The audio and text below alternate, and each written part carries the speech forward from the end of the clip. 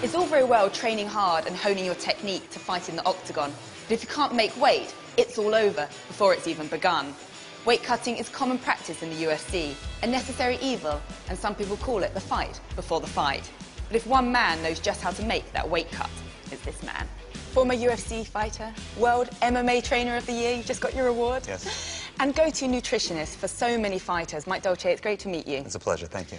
Let's talk weight cutting. What is weight cutting? Weight cutting, as opposed to weight loss, is the short-term reduction of body weight prior to performance. Typically in the UFC, the athlete weighs in on Friday, they compete on Saturday. So they bring their body weight down to meet their weight class, and then they bring their body weight right back up again for competition.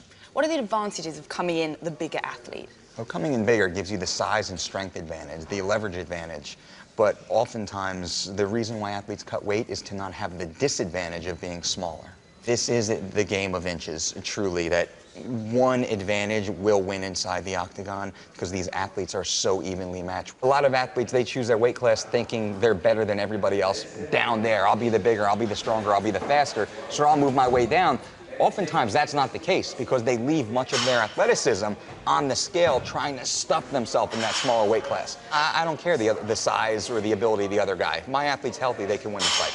So what are the phases of a weight cut? Well, I like my athletes to start cutting weight 52 weeks before competition, which is a lifestyle. Now, if you start cutting weight the week of or even during your training camp, well, oftentimes you've messed up already. During fight week, Johnny Hendricks will typically lose 20 to 25 pounds between Tuesday and Friday. Most of the male athletes are losing about 20 pounds during that week. Ronda Rousey loses 15 pounds. Most of that weight comes off in the last 12 hours. Now, my athletes eat 4 to 6 times a day, every single day, including fight week, and they're drinking anywhere between 1 to 3 gallons of water per day. So they're well fed, they're well hydrated, they're well rested. So again, the body is much more able to give up that weight in a healthy manner.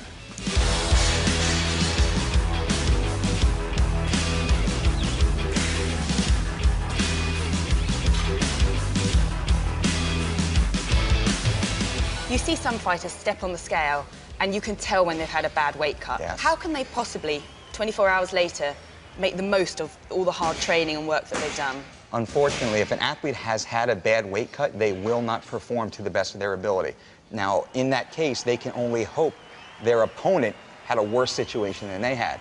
What are your thoughts on fighters that don't make weight? You know, do you think it's ill-disciplined? John Lineker, for example. He should be fighting for a world title next, and he lost that opportunity on the scale. It's unfortunate that inside the UFC in mixed martial arts, there's only 2 components to the contract. Number 1 is you make weight on Friday, and number 2 is you compete on Saturday. If you show up overweight, well, you're not fulfilling your contractual obligation. In any other industry, you're in a lot of trouble. What are the penalties for missing weight? Right out of the gate is a 20% reduction of your pay. So you take 20%, the athletic commission takes half, and then your opponent takes half. Now, if you're above 6 pounds, I believe, if you're a few pounds over the weight class, the fight might even be scrapped. Do different fighters pose different challenges for making weight? For me, I want all of my athletes to continuously gain muscle mass. We're always looking to build muscle because that's usable inside the octagon, and we're reducing non-functional weight. You know, my grandmother eats the very same diet that Vitor Belfort eats. When they go to the grocery store, it's the same shopping list. And you get different fighters approach things in different ways. For example, Anderson Silva will almost like, you know, plump out a little bit between fights. And you've got your GSP who, you know, probably ready to fight at the, you know, press of a button type thing. Dana White can call us at any given moment and say, we need you to show up this weekend and save the card. And that's happened a few times. And this is something I stress to Luke Barnett and the team on season 17 of The Ultimate Fighter. So guys, you are professional athletes 52 weeks out of the year. Every decision that you make must be with that in mind. If not, you're giving an advantage to somebody else. And one small advantage in the UFC can get you bounced out of the organization. What percentage of the fighter's performance is nutrition? It's 100%.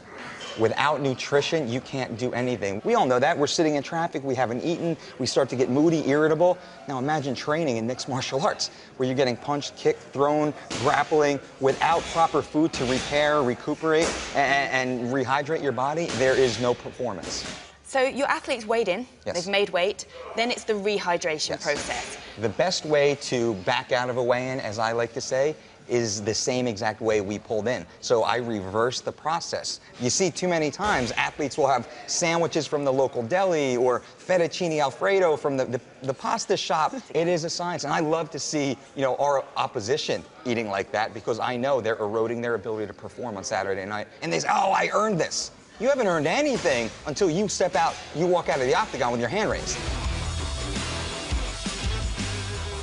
Well, Mike, it's fantastic talking to you. Thank you for your insight. It's a pleasure. Thank you very much.